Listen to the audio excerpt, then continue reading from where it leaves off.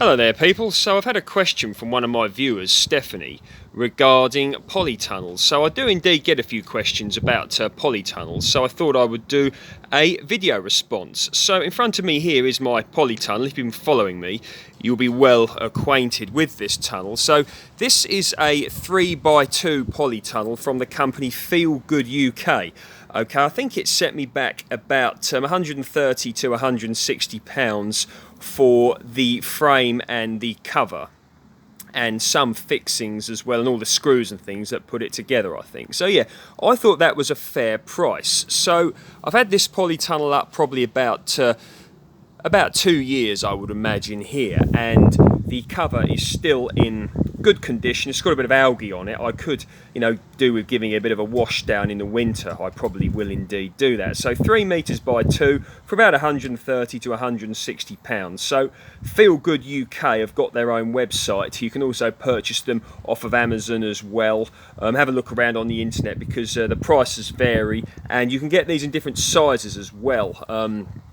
Quite a bit bigger. I think this is the smallest one in the range, but I am indeed very, very happy with this polytunnel, and the company Feel Good UK, they've got a lot of products on their website, so very much indeed worth looking at. Okay, so from another angle, this is a thing I particularly like about this polytunnel, and that is this hinged door.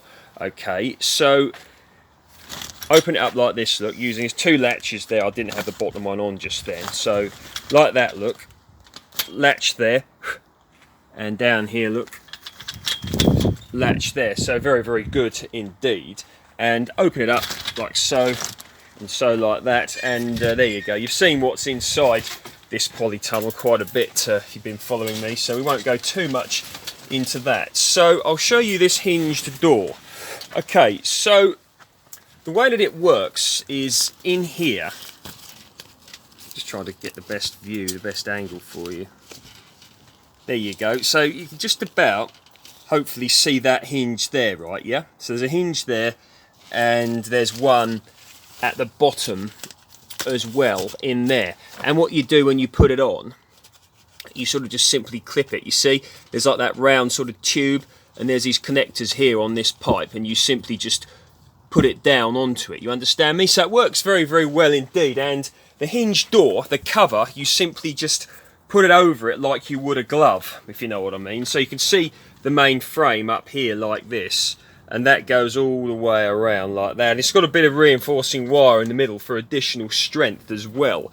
And yeah, it's certainly good because them what do you call it? It's them polytunnels that have got the zip door. Now they are, I'm not saying they're bad, because they're not. They can be very, very good indeed, and they can often be a lot cheaper than the design like this. But the zip and the sort of zipping up and down all the time, to me that could potentially be a room for sort of a breakage, so to speak. So you've got to think, zip up, zip down, up, down, up, down, and if the wind catches it, maybe it wouldn't be as durable as one of these. At least that's my thoughts anyway.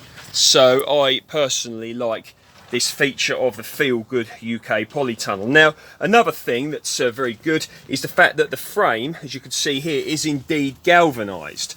Okay, which means it shouldn't rust. So that's very, very important indeed, particularly when you are watering regularly in a polytunnel, or when you're watering regularly, the water's going to go on there and that sort of thing. So that's very important as well. Now, you can indeed get polytunnels that have got like powder coating. You can even get like small ones with like plastic frames. Okay, they of course are generally a lot cheaper than these. Whether the durability is there or not, I'll let you make your own decision on that. But it's all to do with costs and how much money you've got to spend and what you want to do with it. The way that I look at this polytunnel is an investment. Yes, it was 160 odd quid to buy, or 130, something like that. But at the end of the day, if this peach tree lasts a long time, the fruit in it will, more than offset the payment of that eventually, the grapes, etc. So you get the idea, and the fact that having a polytunnel can open up many doors for you. Extending the season either end is particularly a nice idea. So for instance, let's say if you think of somewhere like a month like November or even December, where it can indeed you know, be a little bit choppy, so to speak. Just a few extra degrees of warmth in the polytunnel could give you a little bit extra of an extension of the growing season. So that's a very important thing. And to a degree as well, earlier on in the season. Now, of course, in February, March, even April and into May, it could still be pretty chilly. And sometimes just that little extra bit of sun can warm things up a little bit in the polytunnel to just help you get them seedlings maybe a little bit earlier. Little things like that. So of course you've also got weather protection as well. So if you think of something like strawberries, which I've got growing down here, if they get too wet, they can sort of end up suffering from things like mildew and stuff like that. So if you've got them outside getting rained on, bird protection as well, because unless you've got the door open, you know, birds can't necessarily get in, or shouldn't be able to get in if the door is closed. Yeah, so there's loads of reasons. Ripening as well. You know, the extra warmth can help with that. And it can open up the doors. So, for instance, I'm not going to speak too much about peach leaf curl, because I spoke a lot about that in the past. But it's basically a condition. The trees basically don't like getting wet in the winter, okay? Peach trees and nectarine trees below a certain temperature, because then that allows a condition potentially called peach leaf curl to occur. Okay, and I've got a video on how to avoid peach leaf curl if you want to go into that. But what I've done is grown this peach tree in the polytunnel, keeps it dry in the winter. Excuse me, and this and in another polytunnel. It's had about probably 3-4 years in the polytunnel and no sign of peach leaf curl, so I'm very grateful of that. Things like oranges, you know, growing oranges as well, of course they benefit from the extra heat. And, you know, the autumn royal grapevine here, it's advised if you're going to grow an autumn royal grapevine, you grow it under cover, you know, in a polytunnel or a greenhouse here in the UK. So just a bit about extending the growing season. So there we go. So greenhouses. Now, greenhouses can be very, very good indeed, but certain things you've got to consider with greenhouses is they, not in all cases, but they generally, for the same size, are a bit more expensive for a greenhouse than it would be for a polytunnel. You can get different sorts. You can get, you know, the metal frame ones, you can get the wooden frame ones, and of course with the wooden frame ones you've got to make sure you regularly treat them, because if you don't they'll simply rot like a garden shed. So you've got to think about that as well. And of course if you've got animals or children, or you know, fall over sometimes, if you've got glass, I don't need to go into that, what can happen. Of course you can get perspex, but you've got to think about that as well. But quite often, this is intriguing, if you look about on like on the internet probably nowadays, on Gumtree or eBay, something like that. In the old days, used to be in, you know, the shop window or in the newspaper. You can probably find someone, you know, who's giving one away, and you can have it for free as long as you're prepared to take it down. So there's always that as a consideration as well. Now, a very, very important consideration with a polytunnel, okay, is to ensure, and a greenhouse of course, is to ensure that you fix it properly to the ground, because it will blow away, trust me. Don't pretend it won't, because it will. So you can see with my polytunnel, what I've got is I've got it on a frame here. I'm trying to show you the best place where you could see it. So it's all basically on a wooden frame of 2x4s, which I've treated with wood preservative. Right, so you see the frame there, and what I've done with the frame is I've cable tied it to the wooden frame here, and I'll just see if hopefully you can see this down here in the corner. The frame is screwed onto another bit of 2x4, once again treated, because obviously it's in the ground, so it's going to decompose eventually, rot. So what I've done is screwed the frame to that, so that shouldn't blow away. And then what's happened is the plastic cover here is then around the galvanized frame, so it's all pretty secure really. Any questions you've got on that, let me know. Now this is very important as well. Excuse me, I did this as a further sort of precaution. I've screwed, this is actually some old skirting board I had laying around, but the cover, polytunnel cover, just to keep it down even more, I've screwed it to the, now you see what I've done, I've put the skirting board there and screwed it through the frame, screwed it through the what I've done, look, I put the skirting board there, the cover is there, and then I just screwed it on, so it's attached to the frame via this. I think you get the idea. So I've done that more or less all the way around. there's only one side I've not done that on, but that's stopped the and that's up against a fence or close to a fence. Okay, so hopefully this shouldn't blow away. I mean, we've had high winds and it hasn't indeed blown away. So you can see just what's what's going on there. I think you can work that out. Very important. Another option, of course, that you can get or can do is when the cover goes underneath, when you put it on the top, the frame comes to here. I cut it off with scissors, but you can even bury that in the ground if you wish. There's many options you can do.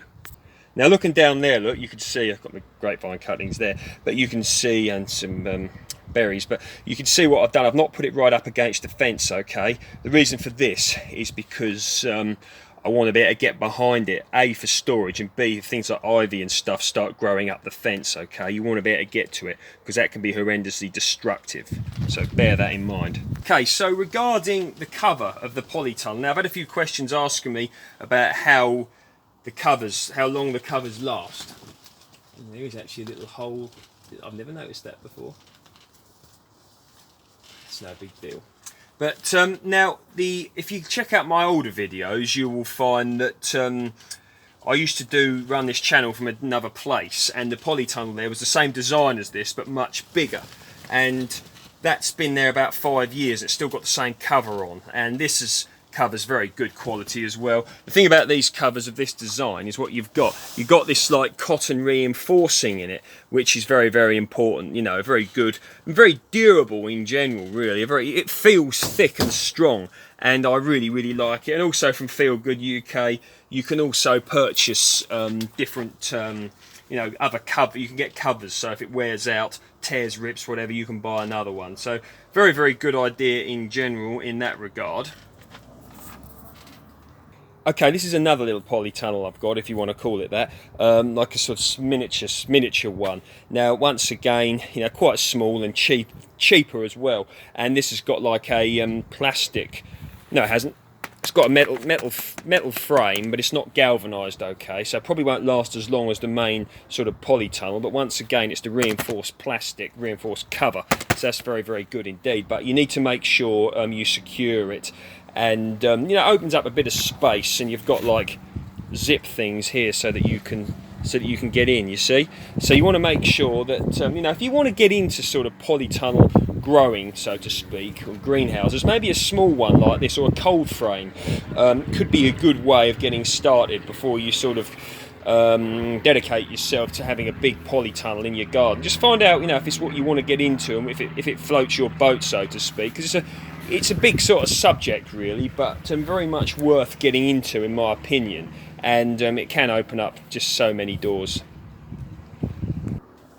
Okay, so when buying a polytunnel, once you've decided that you really, really want to go into it, and you want a polytunnel in your greenhouse in your collection for your gardening, your partial self-sufficiency, you're growing your more exotic plants, whatever really you want to get into. Once you've made that decision and you're going to do it, I would say buy the biggest polytunnel that your garden can take. Now that's up to you really when you decide that, because you might think, well, I don't want a massive one, I only want a small one in the garden. If you've got a massive garden and you've got the time to do it, then of course you can have a huge polytunnel. But if you're like me, you've only got sort of a relatively small garden, even so, I still wish I'd got the model up from this, really, the size. I'm very happy with this, but I would have loved this. The next size up would have been just that additional metre, either way, that way and that way, would have been very, very handy for more growing. But of course, I didn't think of that, and I'm certainly not going to be taking this polytunnel, down, and I'm very grateful to have this one here. So yeah, very much, worth considering, really. Think what size you want to get, think what you want to grow in it. Good for tomatoes, cucumbers, things like that, chilies, peaches, grapes, bloody blah, lemons, you get the idea. They're just brilliant things, and they add another layer of protection. You can keep exotics in these to a degree during the winter if you're prepared to cover your exotics as well in things like maybe a bit of bubble wrap or gardener's horticultural fleece, things like that. I have even seen people with polytunnels cover it you know, with bubble wrap or something like that around the polytunnel for an additional layer. And you could even get little cold frames in here. So if you think about it, you could have the polytunnel, the bubble wrap, the cold frame, and then the horticultural fleece or something around your plant, something like this blood orange that you know, will need a bit of protection in the winter. So there we go. So that's my little spiel, if that's the term, about polytunnels. I don't think that I've you know, left anything out particularly. One thing is, of course, you have to leave the door open really during the summer. Like, I've got the door closed now, it's starting to get quite hot in here, so you want to make sure you do that. And a little note: when I bought this when I assembled this polytunnel, I do wish that because I've got the wooden 2x4 frame sitting on the soil, I wish I'd put a layer of bricks around it now. I kicked myself after I'd done it, seriously, I should have known better. But put a layer of bricks around so that you're, even though they're treated, the 2x4s or whatever you use aren't sitting on the soil, you know, wet soil, and you know, the wood rotting and all that jazz. You get the idea. So yeah, little things really, mistakes, or you know, everybody makes, and helps to share them really, doesn't it, so that others can learn. So it's got vents as well. I'll show you the vents. So I think you could see, there you go, it's got these vents that you could roll up so you can have a bit of, you know, plants do appreciate a bit of air. So there we go. So that's a polytunnel video. Any comments, questions, or what sits down below? I reckon, you know, you've got to factor in your cost as well and what you can afford with regards to everything, because yes, the polytunnel was about 130 to 160 pounds, and that varies from time to time with this company. I mean, if you go at the right time of year, you might find when they've got a clearance on. So I've looked at times and they have been cheaper, so there is that worth looking into. But yeah, very important. Okay, so if you like my work, please feel free to like, share and subscribe. And if you want to grow peaches in the UK, a polytunnel or greenhouse, oh, it's ready.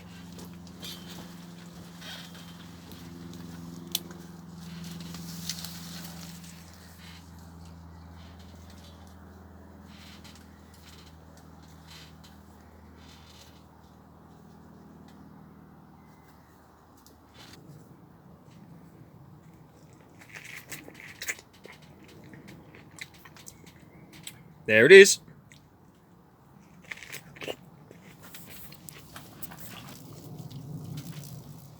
So this is variety Dixie Red.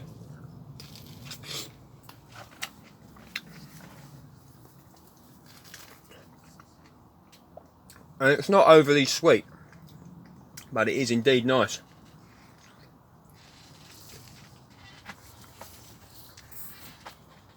Wonder how many more of them are ready.